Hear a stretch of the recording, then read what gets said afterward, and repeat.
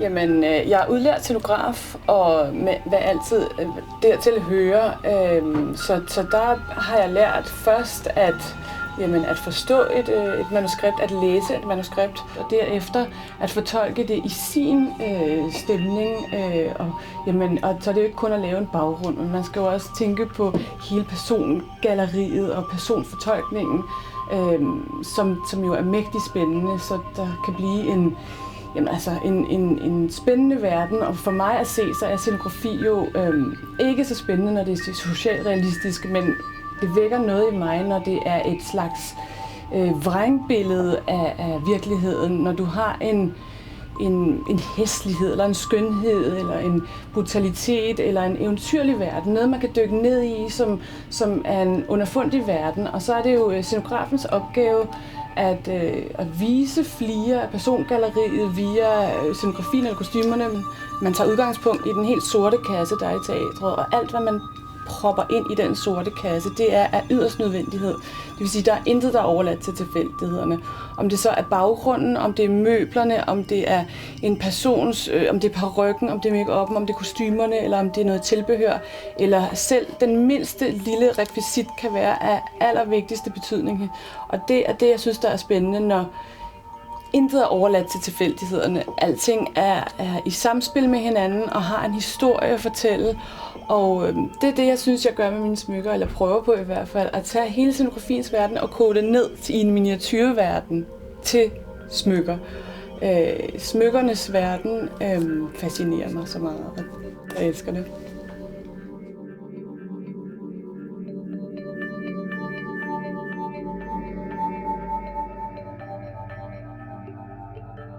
Og så har vi en skitsebog, hvor der jo er mange forskellige kollektioner i, og her er noget af opstarten til plissé-kollektionen. Så sådan startede jeg med, at det skulle være noget med nogle vifteformationer, og så kørte jeg over, at det måske skulle være nogle rosetter, der forskyder sig i nogle forskellige lag, der roterer. Og der begynder formerne så at lidt mere at ligne det, som plissé-kollektionen er endt med at se ud, som nogle forskudte vifteformationer. Her nærmer vi os det endnu mere med nogle store paneler og nogle små paneler i forskellige bredder.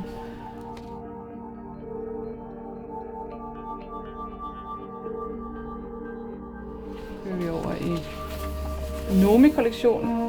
Det er jo bare en af delene til Nomi-kollektionen, hvor vi har, så laver jeg forslag til, hvordan kunne det være, hvis linjerne kører her. Altså prøver alle tænkelige muligheder. Jeg finder ikke ro, før jeg ligesom har den helt rigtige position.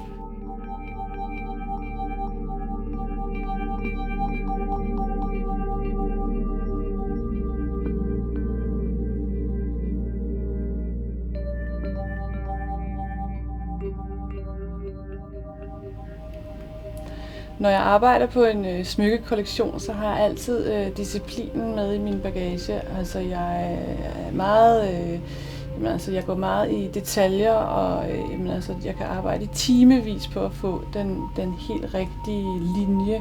Jeg arbejder meget med kontrasterne, altså det rå mod det forfinede, kontra det maskuline mod det feminine, og det helt detaljerigdom, finurlighed, kontra det sådan helt stringente, arkitektoniske og maskuline. Og den balance kan jeg mægtig godt lide at arbejde på. Det at skabe det spændingspunkt, det kan give.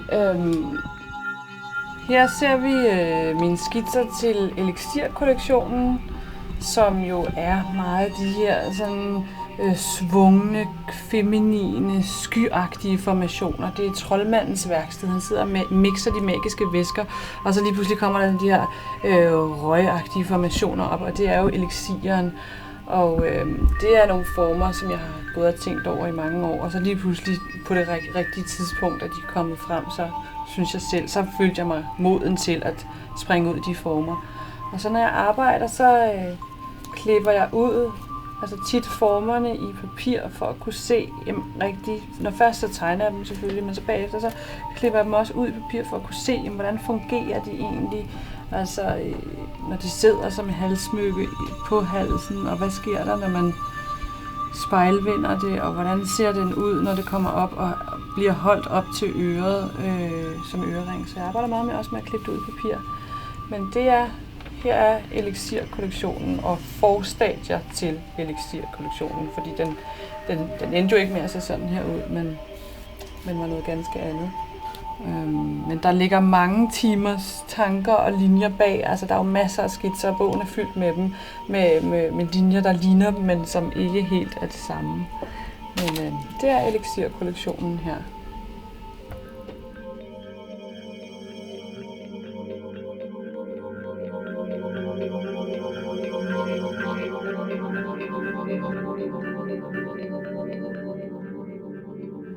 Da jeg var i lære, arbejdede vi jo i haute couturens verden også, hvor jeg lærte den hårde disciplin, som i haute couturens verden, hvor alt jo er håndbearbejdet og håndlavet, og det er de fineste teknikker, der er i brug.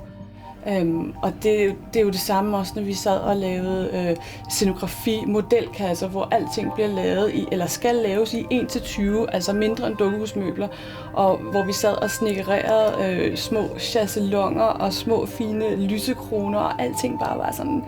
Jamen altså, det skulle være så fint, for man skal jo fremvise det til alle håndværkerne, der skal fremføre alle rekvisitter og møbler osv., men også til instruktøren, kan bruge det i sin inspiration til hele stykket. Så det sad vi og skabte, og så nogle gange så har man det bare sådan, at man har bare lyst til at smide det hele på gulvet og bare trampe på det. Men kort tid efter samler man det jo op igen, altså man gør det ikke, men altså kort tid efter har man stor kærlighed til det igen, og man lærer at mestre den verden bedre, og altså scenografiets verden er meget skøn og en stor del af mig.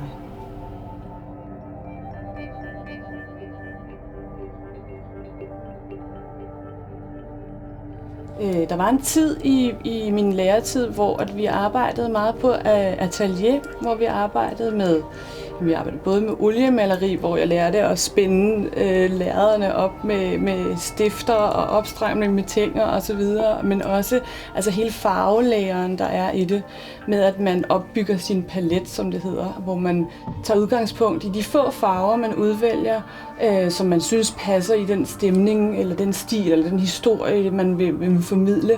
Og så ud fra de få farver, jamen, altså mixer og blander, så man til sidst har en palet, som danner de farver, man vil have til, og så tager udgangspunkt, ligesom Rembrandt, vi arbejder meget efter Rembrandts teknikker, hvor man tager udgangspunkt i den mørke, ligesom i teatrets verden også, den mørke base, og så lag på lag, tynde, transparente lag opbygger maleriet, sådan så at det fremstår med en utrolig dybde og glød, som er ret speciel, og som jo, vi har også med akvareller, som jo er det modsatte, hvor man altså også i transparente lag, men hvor man starter med en lys bagflade, som er papiret, og så på den måde lægger tynde transparente lag på, så du har hele dybden og de der underfundighed. Og det er så skønt. Og hele den farvelærerteknik har lært mig også at se. Altså at se er det visuelle sprog. Det er den verden, jeg bevæger mig i. Og at fortælle visuelle historier, det er det, som jeg synes er rigtig spændende. Her tegner jeg så til New York-kollektionen, som er de her former, der så er gengivelsen hele tiden. Den der kontinuerlighed, synes jeg, optog mig meget på det her tidspunkt. Hvor du så har nogle kæder, der kommer ned og danner det samme mønster, men bare på hovedet. Så det er nogle forstadier til New York-kollektionen.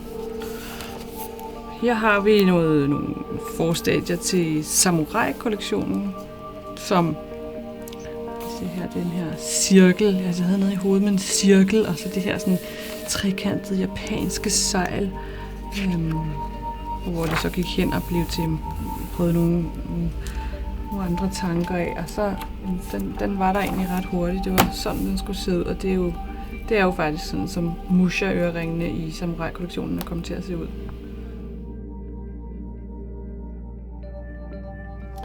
Et smykke skal i første omgang betyde noget for bæreren. Det skal kunne rumme en hemmelighed, eller det skal henlede nogle tanker til en historie. Eller det er jo også en historie om, hvor vi kommer fra, og hvor vi skal hen. Og alt sammen er det kogt ned i en helt speciel verden af sirlig forarbejdning og æstetik udført med sirligt håndværk. Og det er skønt. Det vigtige ved et smykke, synes jeg jo, er, at man kan mærke, at smykkekunstneren har et budskab, at der ligger en historie bagved, eller der er en tanke bagved, at det ikke bare er smukt at se på, men der også er en baggrund, eller smykket har en sjæl. Så at skabe smykker, det er min måde at fortælle historier på. Så man kan sige, hvad skal den og den kollektion, hvad betyder det? Det er op til beskueren selv at fornemme, hvad det er og hvad det siger en. Det er at se, det er det visuelle sprog, og det er at skabe noget, som man ikke kan sige med ord.